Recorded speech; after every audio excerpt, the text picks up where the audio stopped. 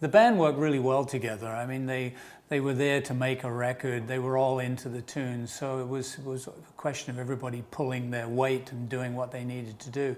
I think the most difficult thing was ordering lunch and figuring out what we were going to eat. But as far as the music goes, that was totally cool. We had a good time putting that together.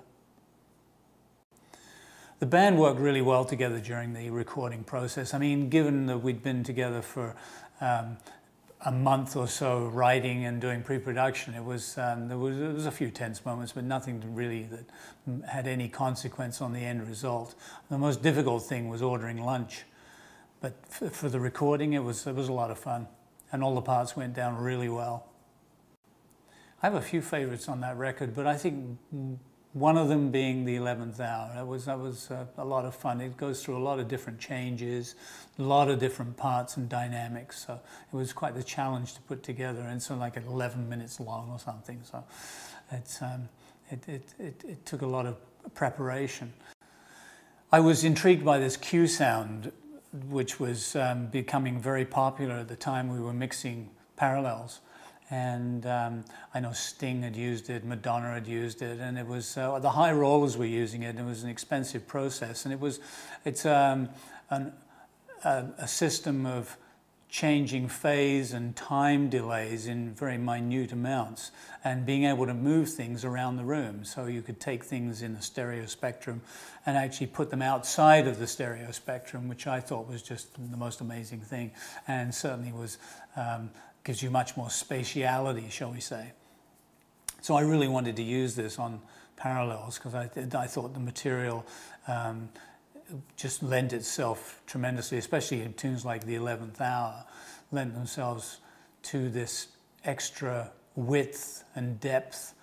You could actually have things behind you and you know, outside of the stereo, which I thought was a real plus. And then, of course, we got into the Q sound thing with the mixing of the record.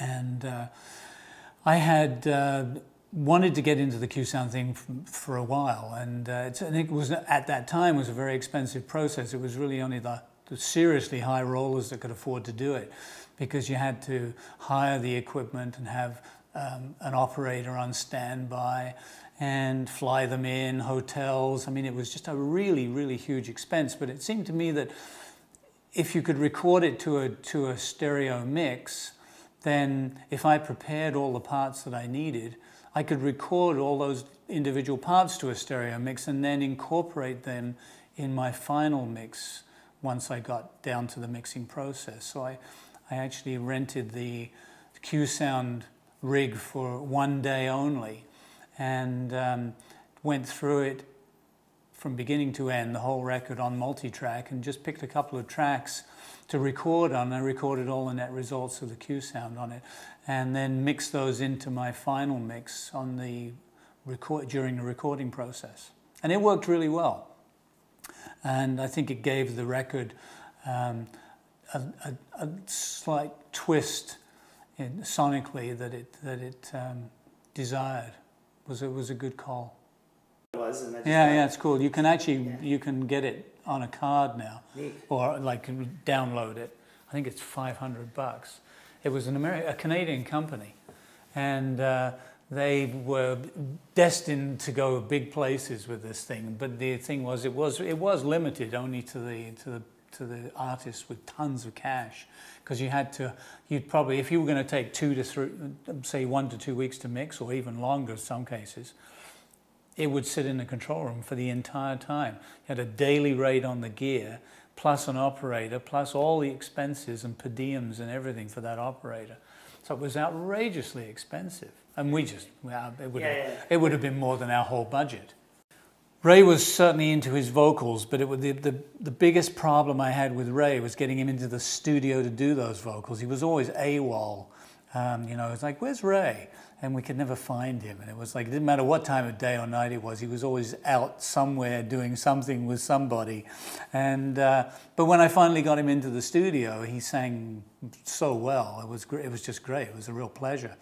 Took us a little time to figure out which microphone really suited his voice, and once we'd done that, we were off and running. But as I say, getting him into the studio was the difficulty. Cool. And do you want to talk about any other band members, or? Yeah, I guess I could. Is there a manager that you want to talk about? Is there? No, not really. Yeah, okay. No. I can talk about Mark Zonder. Mark Zonder was the little computer in the band. I always thought of him as a computer. He had the most amazing ability for time, being a drummer, which is a good thing, but just over and above anything I'd ever experienced before. I mean, he would write these parts and be able to play them absolutely perfectly. You know, some of the parts we sequenced, or he sequenced, and would play against those sequences. But even the parts he was playing were extremely hard to count. I found it really taxing at times, trying to keep up with his bar counts. But he was our resident computer timekeeper. Any crazy parties? No, we never had any crazy parties. They weren't. We were busy working all the time, long hours, and didn't have time for that.